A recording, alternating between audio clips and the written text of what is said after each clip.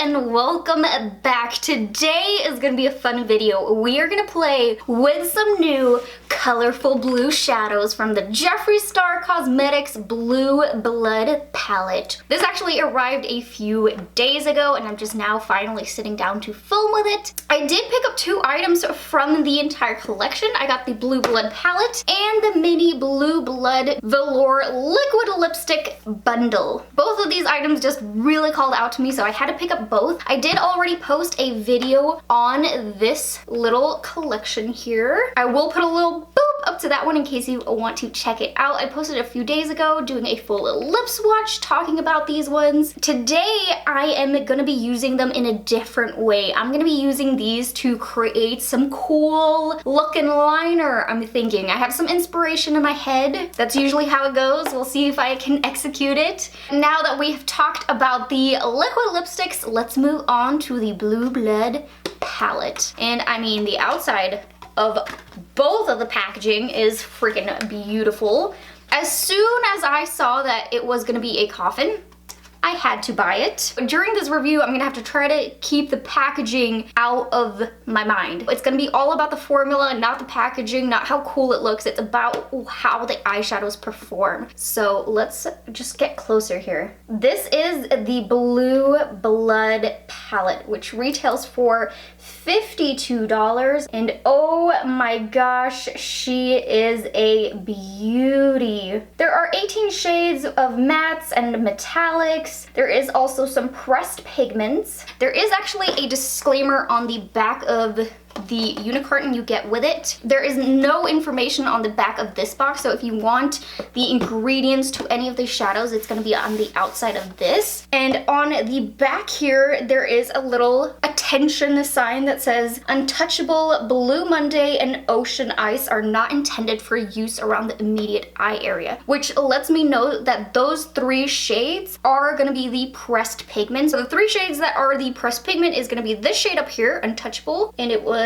Blue Monday, which is this really vibrant electric blue, and the shade down here called Ocean Ice, which is a metallic shimmery shade. That's always good to know. I'm thinking before I get into trying them on the eyes, I do want to do some real quick swatches just so I can get a feel for these shades. You may have already seen a few reviews by now on this palette, so I'm not going to do any kind of live swatching. I will just swatch them out super quick on my arm and show you guys. So I had to move on to my hand here because there was just so many shades, but oh my god, this Ocean Ice shade, Jesus, that looks amazing. I'm just mesmerized by it. Let me get closer. It is just so reflective in the light. Ooh, even the shade right next to it, Entitled, is beautiful. Let's do a quick little pass over so you can see them real up close and personal. Boom.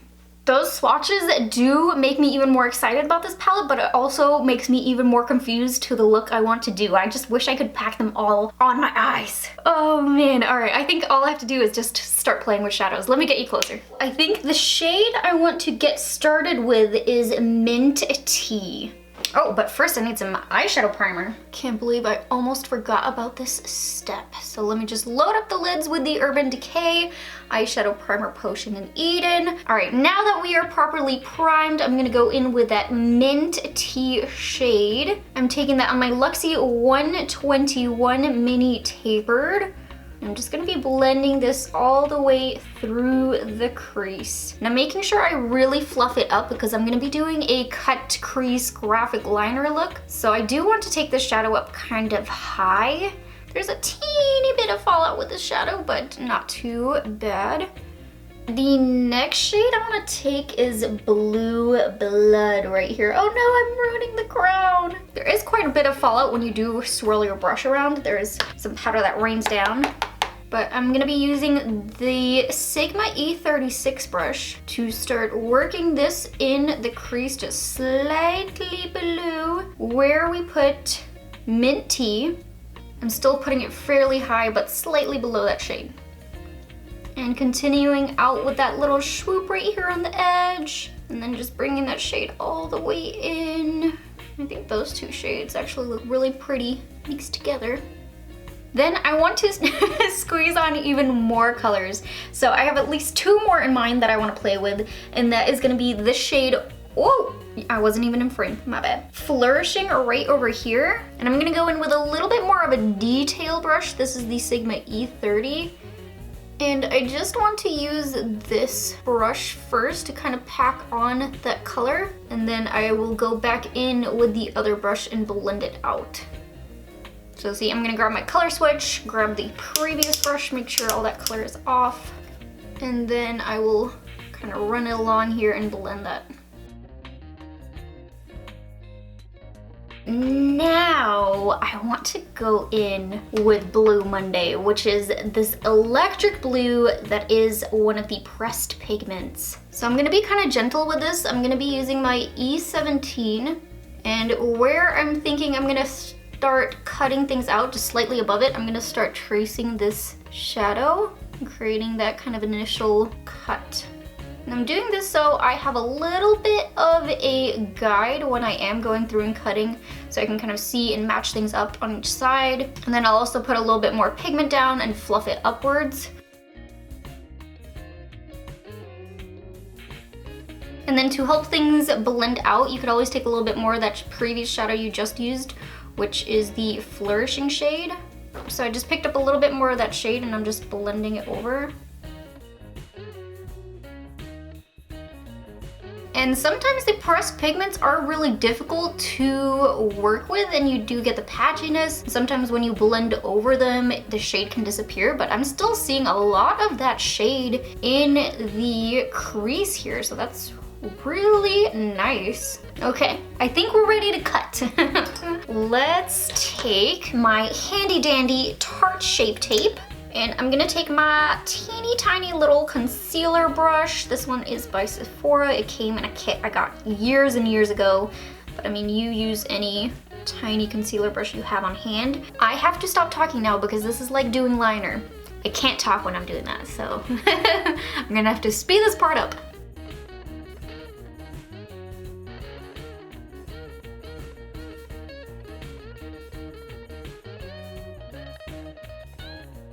And done. It's a very tedious and time-consuming process to do this, but it does look kind of cool in the end.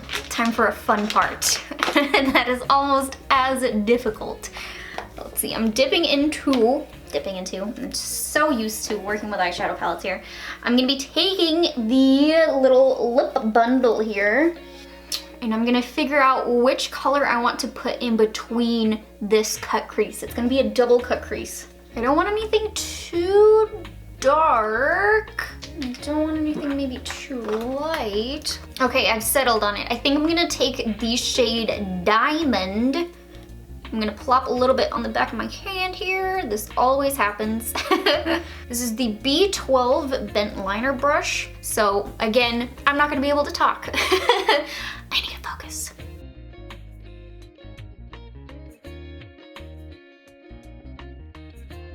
All right, there is the liner, and just be careful when going up into the shadow because that's gonna be a little bit difficult to kind of take away from. I got a little bit messy going down, but that's okay because I can always go in with concealer and kind of carve it out a little bit more. But I want to take another shade. I wanna go in with Druglord, which is the white liquid lipstick. And I want to kind of ombre this liner a little bit. So I'm taking my Aesthetica little liner brush, coating it up. And I probably should have done this first, but I thought of it after. I'm just gonna take a little bit of that and bring it in.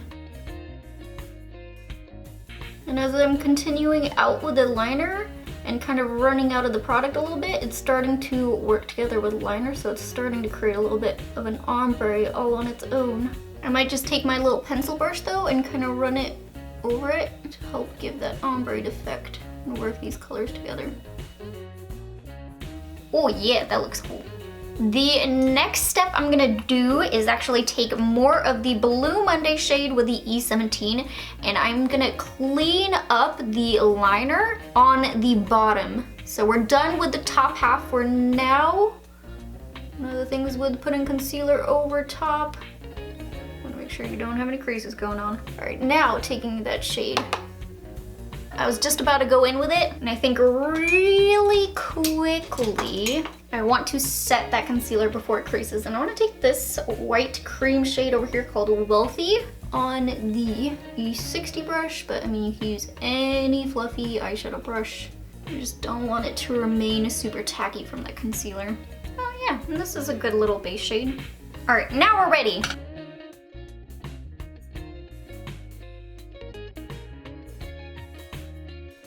And you know what? It just got so dark and pigmented on the bottom. I'm just gonna run a little bit extra color on the top layer.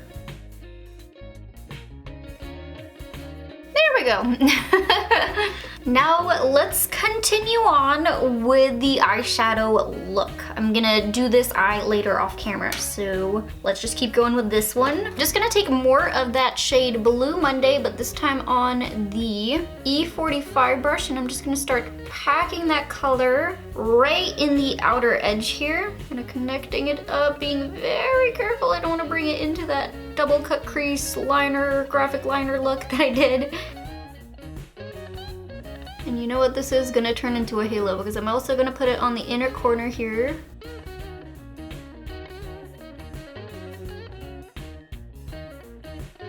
And I might not be tapping off the brush enough, but this shadow does have quite a bit of fallout. This is of course the pressed pigment, could be why. Could also have not been tapping off. Not intended for eye use. And I'm using it for basically my entire eye. The next step I want to do is just take a little bit more of that flourishing shade, kind of going in a little bit of reverse order, but I'm not going to use all the shades I used before. And I'm just going to run this along the edges right here, just with this fluffy, teeny tiny little blending brush. Very cool, very cool. This is a very dark eye look. I'm going to a barbecue later today. I'm gonna show up looking extra AF.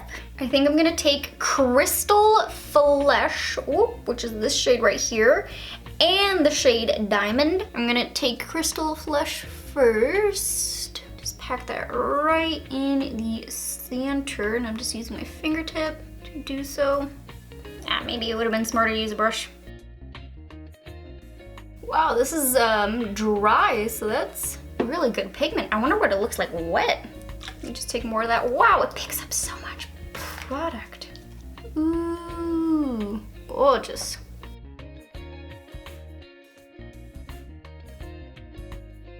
Now let's take a little bit of Diamond. I just kind of flip my brush over.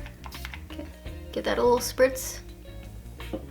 See if I can pop that in the center and give it a little bit more of a halo-y shape. Woo! You can actually see the difference there. Wow.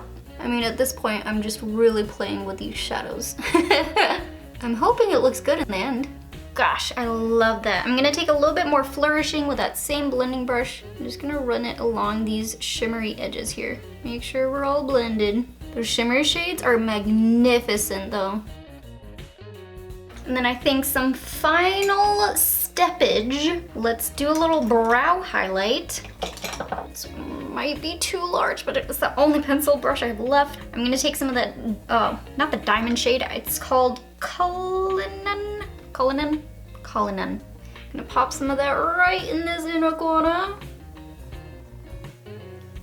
Probably need to re-intensify it once the foundation's on, but ooh, she is blinding. A little bit up on the brow bone. Man, I have so much going on the lid right now. The only thing that's left is to kind of clean up the under eye here, create that shape that forms up with just like a straight line here, like boom, and finish up the other eye. I'm also gonna do the entire face base really quickly. I'm gonna pop off camera, do that, and we'll be bash to finish up the lower lash line. Woo! Everything looks better with a face base and some lashes on. For mascara, I use the same old NYX with the Hype, and the lashes in Violet Voss, just slaying. You know, you need some drama with this look. You can't go safe. So let's finish up the under eye now. Go back into the palette And I'm honestly just gonna keep it super simple. We're gonna use some of these same shades I used on top. So I'm going in again with Flourishing. Gotta make sure I really tap the brushes off this time because all the foundation's on. I don't want any fallout. I'm gonna bring this shade all the way across, kind of fluffing it out a bit. I'm only gonna use 2 shades on the bottom, this shade and that dark blue. So I want this one to be a little bit more fluffed out, and the next shade, keep forgetting the names, Blue Monday, be really close to the lower lash line. Yep, and then just a little bit Blue Monday here, connecting it out here with that kind of wingy shape we created. Now let's just finish off with taking some bottom mascara. Like I said, super easy to finish off the lower lash line. Don't want to make it too complicated.